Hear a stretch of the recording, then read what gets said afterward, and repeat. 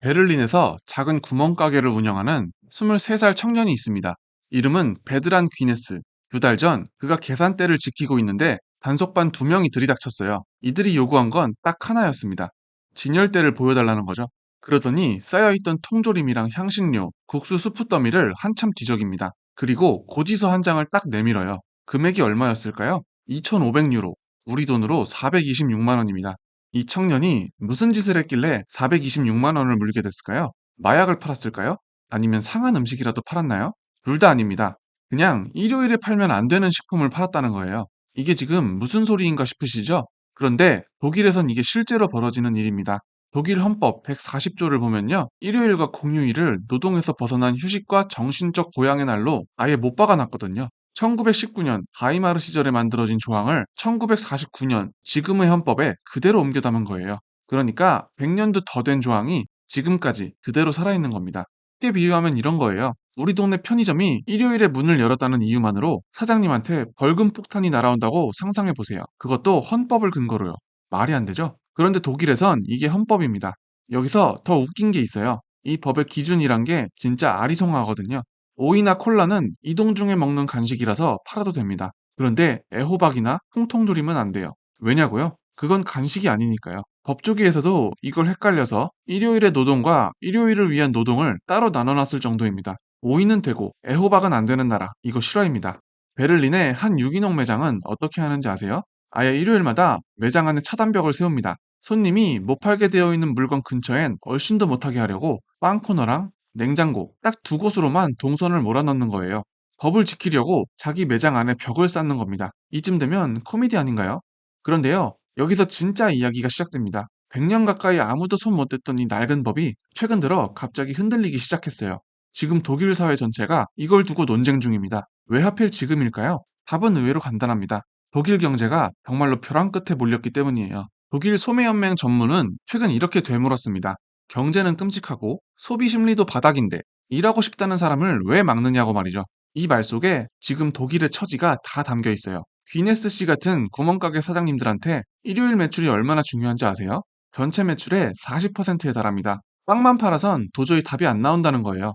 그러니까 100년 된 금기를 깨서라도 일요일에 장사를 하겠다는 겁니다. 얼마나 절박하면 헌법에 도전할까요? 이 절박함, 숫자로 보면 더 선명해집니다. 유럽 최대 경제국이라는 독일이 2023년과 2024년, 2년 연속으로 역성장을 기록했어요. 이게 21년 만의 일입니다.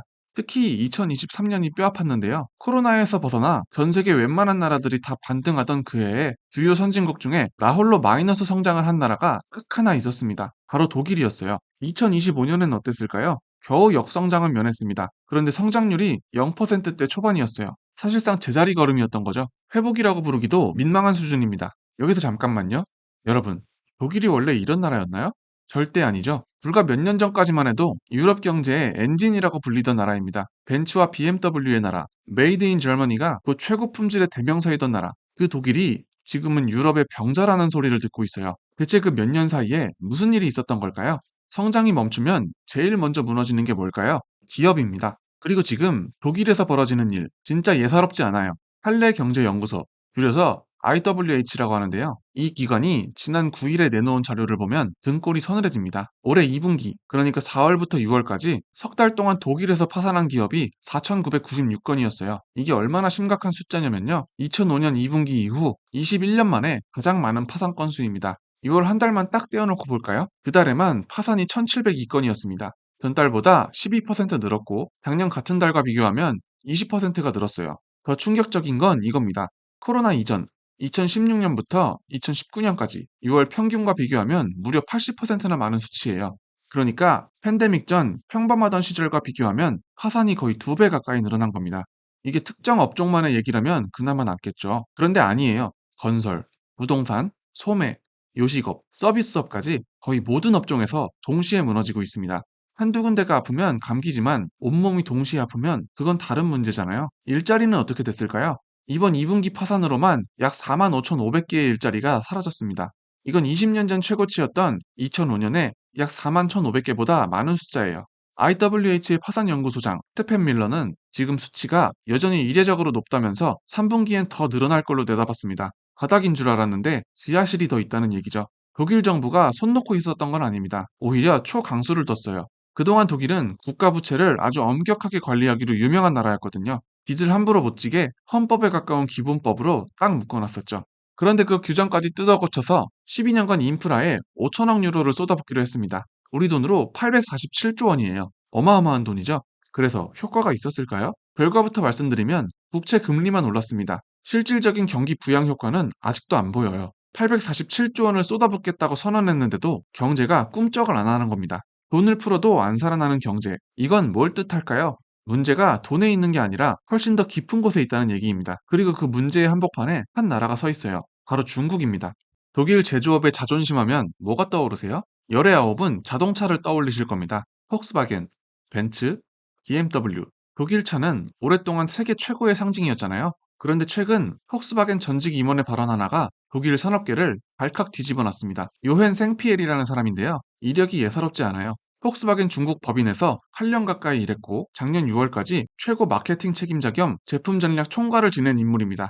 폭스바겐의 가장 중요한 시장인 중국을 안에서 직접 지휘하던 사람이죠. 그런 그가 이렇게 말했습니다. 이건 독일 산업 역사상 가장 심각한 오판이었다고요. 무슨 얘기일까요? 차근차근 풀어볼게요. 과거 글로벌 자동차 회사들이 중국에 공장을 지으려면 반드시 지켜야 하는 조건이 하나 있었습니다. 바로 중국 회사와 합작을 해야 한다는 거였어요. 그것도 지분을 딱 절반씩 나눠서요. 그리고 그 과정에서 기술을 넘기는 게 사실상 의무였습니다. 이걸 쉽게 비유해 볼까요?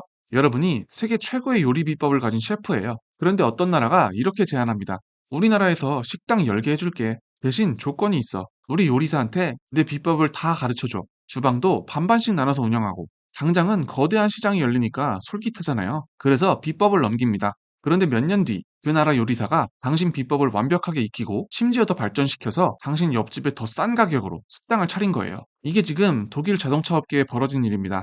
생피엘의 말은 그 합작 투자라는 게 사실 국가가 설계한 정교한 기술 빼가기 장치였다는 거예요. 당시엔 다들 몰랐죠. 14억 인구의 거대 시장이 열리니까 기술 좀 넘기는 건 감수할 만하다고 생각했으니까요. 그 판단이 이제야 청구서가 되어 돌아온 겁니다. 숫자로 보여드릴게요. 작년 12월 폭스바겐이 창사 88년 만에 처음으로 독일 국내 공장 가동을 멈췄습니다. 드레스덴 공장이에요. 이 공장이 어떤 곳이냐면 원래 폭스바겐이 자기네 기술력을 뽐내려고 만든 일종의 전시장 같은 곳이었어요. 그런 상징적인 공장이 88년 만에 처음으로 문을 닫은 겁니다. 왜였을까요? 폭스바겐 매출의 40%가 넘게 중국에서 나오는데 1월부터 9월까지 중국 판매량이 1년 전보다 12% 넘게 쪼그라들었거든요.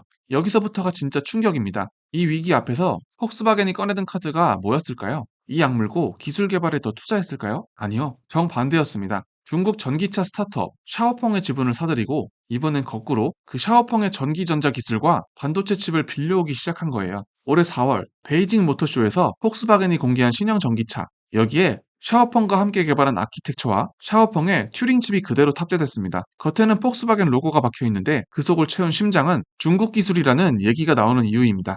폭스바겐만 그런 게 아니에요. 벤츠도 같은 길을 걷고 있고요. 심지어 최근엔 한국의 현대차까지 이 흐름에 합류했습니다. 현대차가 중국 전략 모델로 내놓은 아이오닉5가 바로 이 역합작의 상징적인 사례로 꼽히고 있어요. 정리해볼까요? 과거엔 서구 기업이 기술을 주고 대신 중국 시장을 받았습니다. 그런데 지금은요, 그 기술로 무럭무럭 자란 중국 기업의 기술을 서구 기업이 도로 빌려와야 살아남는 처지가 됐어요. 스승이 제자한테 다시 배우러 가는 격이죠. 독일이 자기 손으로 키운 경쟁자한테 이번엔 반대로 손을 벌리고 있는 겁니다. 그리고 이건 자동차만의 얘기가 아니에요. 작년 한 해에만 독일 산업 전체에서 일자리 약 12만 4천 개가 사라졌습니다. 자동차 산업의 몰락은 그저 가장 눈에 잘 띄는 지표일 뿐 훨씬 더 넓게 번지는 흐름의 일부라는 뜻이에요. 중국 의존만 문제였다면 그나마 나았을 겁니다. 그런데 독일의 발목을 잡는 또 하나의 거대한 축이 있었어요. 바로 에너지입니다. 독일은 지난 10여 년간 원자력 발전소를 하나둘 없애는 탈원전을 밀어붙였습니다. 그럼 원전을 끄면 그 전기는 어디서 채웠을까요? 값싼 러시아산 가스였습니다. 노르드 스트림이라는 거대한 가스관을 타고 들어온 러시아 가스가 한때 독일 천연가스 수입의 절반이 넘었어요. 이걸 비유하자면 집안의 안정적인 자가발전기를 부숴버리고 대신 옆집에서 싼 값에 전기를 끌어다 쓴 거예요. 그 옆집이 착한 이웃일 때는 아무 문제가 없죠. 그런데 그 옆집이 갑자기 돌변하면요. 2022년 러시아가 우크라이나를 침공하면서 그 일이 실제로 벌어졌습니다. 러시아는 가스를 무기로 꺼내들었습니다. 밸브를 조금씩 잠그기 시작한 거예요. 그래서 독일이 뭘 했을까요?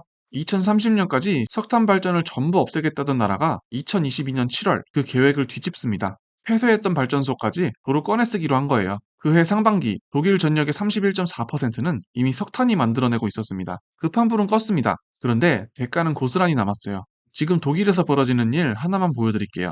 유럽 인터넷의 심장이라 불리는 도시 프랑크푸르트입니다. 여기에 AI 데이터 센터를 짓겠다는 돈이 수십억 유로씩 몰려와요. 그런데 못 짓습니다. 왜냐고요? 전력망 용량이 모자라서 2030년까지는 아예 연결 자체가 안 된다는 겁니다. 돈이 있어도 땅이 있어도 전기를 끌어올 선이 없는 거예요. 미래 산업이 통째로 대기표를 받고 서 있는 셈입니다.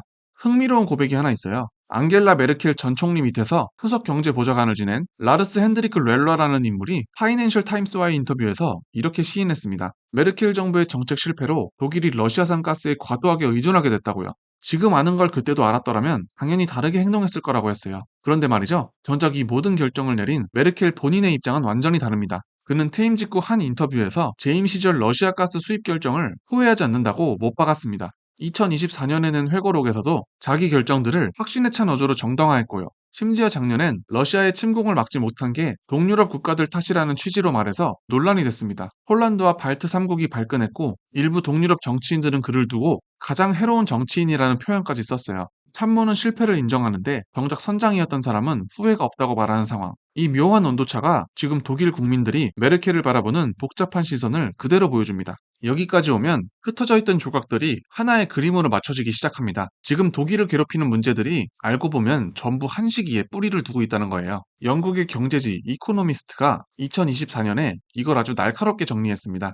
독일이 유럽의 병자가 된 씨앗은 전부 메르켈 시대에 심어졌다는 거예요. 그리고 그 핵심을 세 가지 의존으로 요약합니다. 첫째, 러시아 에너지 의존. 방금 말씀드린 그 가스 이야기죠. 둘째, 중국 수출 의존입니다. 거대한 중국 시장에 기대서 돈을 벌다가 정작 그 중국을 독일 제조업의 가장 무서운 경쟁자로 키워버린 거예요. 셋째, 미국 안보 의존입니다. 독일은 국방비를 GDP의 1.5% 수준으로 나토 권고치인 2%에도 못 미치게 유지했어요. 자기 나라와 유럽의 안보를 사실상 미국이라는 큰형님한테 통째로 맡겨둔 거죠. 이 세 가지 공통점이 뭔지 보이세요? 전부 당장은 싸고 편한 선택이었다는 겁니다. 러시아 가스는 쌌고 중국 시장은 컸고 미국의 안보 우산 아래 있는 건 거의 공짜였어요. 하나하나 놓고 보면 다 합리적이었습니다. 그런데 세상이 바뀌자 이 편리함 세 개가 한꺼번에 청구서로 날아왔어요. 러시아는 전쟁을 일으켰고 중국은 경쟁자가 됐고 미국은 이제 방위비를 더 내라고 압박합니다. 지금 독일이 겪는 파산 행렬도 에너지 위기도 자동차 산업의 굴욕도 알고 보면 전부 이 세 개의 청구서에서 뻗어나온 가지였던 거예요. 편한 길만 골라 걷다 보면 언젠가 그 편함의 대가를 한꺼번에 치르게 된다는 것. 독일이 지금 그 값을 치르고 있는 겁니다. 기업만 무너지는 거라면 그래도 버틸만 할지 몰라요. 그런데 지금 독일에선 사람마저 떠나고 있습니다. 채용 플랫폼 인디드가 최근 의뢰한 설문조사가 하나 있는데요. 결과가 정말 놀랍습니다. 가구 순소득 6천 유로 이상, 그러니까 독일에서도 상위 고소득층에 해당하는 사람들을 조사했더니 이 중 54%가 최근 1년 사이에 해외로 일자리를 알아봤거나 실제 지원까지 해봤다고 답했어요. 이게 무슨 의미인지 아시겠어요? 독일에서 제일 잘 버는 사람들, 세금을 제일 많이 내는 그 핵심 인재들의 절반 이상이 이미 짐 쌀 준비를 하고 있다는 겁니다. 나라 입장에선 제일 붙잡아야 할 사람들이 먼저 등을 돌리고 있는 거죠. 전체 응답자로 넓혀봐도 심각합니다. 3명 중 2명이 해외 취업을 원칙적으로 고려하고 있다고 답했어요. 그리고 이건 그냥 생각에 그친 게 아닙니다. 실제로 최근 1년 사이 독일 국적자 28만 8천 명 이상이 나라를 떠났어요. 독일 연방통계청이 직접 집계한 수치입니다. 왜 떠날까요? 이유 1위는 뭐였을 것 같으세요? 더 높은 소득과 더 나은 삶의 질이었습니다. 각각 절반 정도씩 꼽혔어요. 세금 부담을 줄이고 싶다는 응답도 40%가 넘었고요. 그림이 그려지시나요?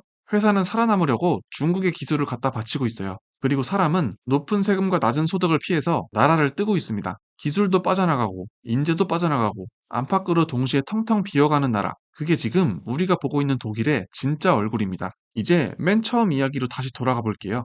일요일에 애호박 통조림 좀 팔았다고 426만 원을 물어야 했던 베를린의 그 23살 청년 사장님 기억나시죠? 처음엔 그냥 황당하고 웃긴 에피소드처럼 들렸을 거예요. 그런데 여기까지 함께 오신 지금은 그게 그냥 웃긴 얘기가 아니었다는 걸 아실 겁니다. 그 벌금 고지서 한 장은 사실 독일 경제 전체가 우리한테 보내는 신호였던 거예요. 생각해보세요. 100년 된 낡은 규칙 하나 바꾸는 것조차 이렇게 힘겨워하는 나라. 그 굳어버린 시스템 위에서 한때 세계 최고였던 자동차 산업은 자기가 키운 경쟁자한테 기술을 구걸하는 처지가 됐습니다. 에너지는 남의 나라 손에 통째로 맡겼다가 혹독한 청구서를 받아들었고요. 그리고 돈 있고 능력 있는 사람들은 이미 조용히 짐을 싸고 있어요. 유럽의 엔진이라고 불리던 나라가 대체 왜 여기까지 왔을까요? 대단한 음모나 갑작스러운 재앙 때문이 아닙니다. 그저 매 순간 지금 당장 싸고 편한 길을 골랐을 뿐이에요. 그 작은 선택들이 하나둘 쌓이고 쌓여서 지금의 결과를 만든 겁니다. 여기서 마지막으로 하나만 여쭤볼게요. 지금 당장 싸고 편한 길이 결국엔 가장 비싼 청구서로 돌아온다는 이 이야기, 정말 독일만의 이야기일까요? 에너지, 특정 국가에 대한 무역 의존, 인재 유출, 낡은 규제, 어쩐지 낯설지가 않죠. 독일이 지금 치르고 있는 이 값비싼 수업료를 우리는 강 건너 불구경하듯 볼 수 있을까요? 아니면 우리 이야기가 될 수도 있을까요? 그 답은 이제 우리가 어떤 선택을 쌓아가느냐에 달려 있을 겁니다.